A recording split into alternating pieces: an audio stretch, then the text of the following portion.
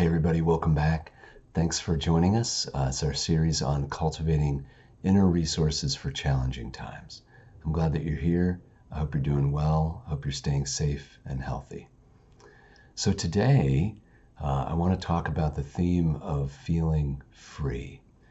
It can be so hard at a time like this when so much of our experience is defined by what we can't do to feel free. But of course, these two things go together.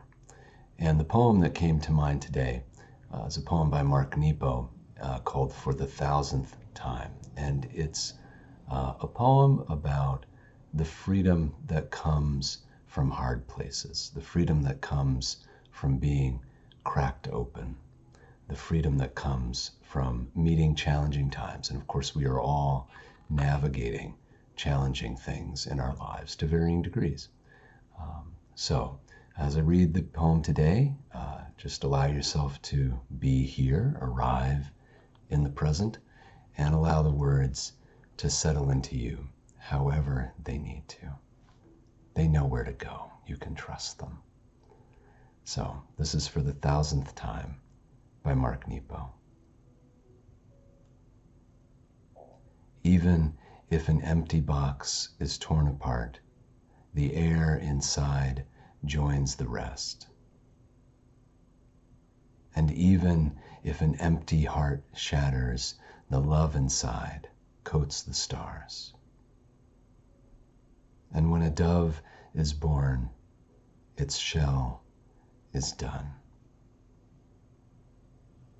How much fear we know depends on whether we live as something torn apart or as the air released. How much fear we know depends on whether we live as something torn apart or as the air released. How much pain turns to suffering depends on whether we live as something shattered or as the love about to join. We can live as a shell waiting to crack, or as a dove waking to its song.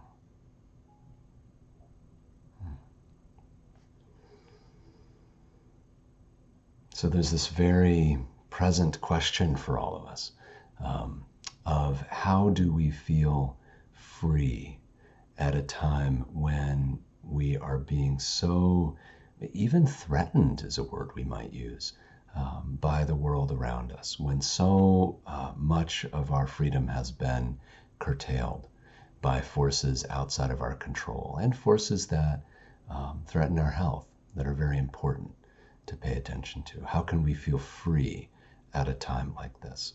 And the beauty of this poem is it's pointing out that it is in times like these that we have been given the opportunity, in fact, to experience some freedom. We are being given the opportunity to leave old patterns, old ways of relating to our school life or work life or the people and things around us. One of the beauties of this time is to break those patterns. We've been sort of forced into breaking those patterns and into establishing new ones.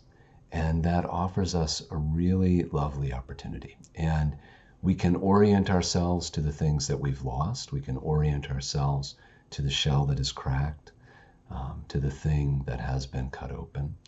Or we can orient ourselves to the things that are awakening in us, the things that are opening up in us.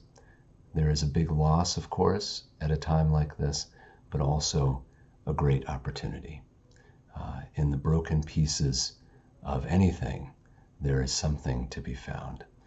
All dreams shatter in time, and what emerges from them can be something more beautiful, can be something that is informed by that process of breaking open. So I want to encourage you today to see that whatever has changed in your life and whatever is changing is a time of learning and a time of growth and a time of opportunity. And what emerges will be informed by that learning process. It'll be more mature, potentially more beautiful. We just need to be alert to what is emerging from us and make sure that we are approaching things with fresh eyes and a fresh heart.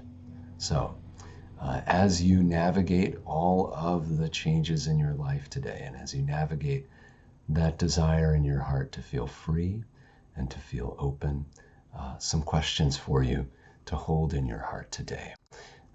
What is being released in you? What is it that's being released in you? And how can you live that more fully?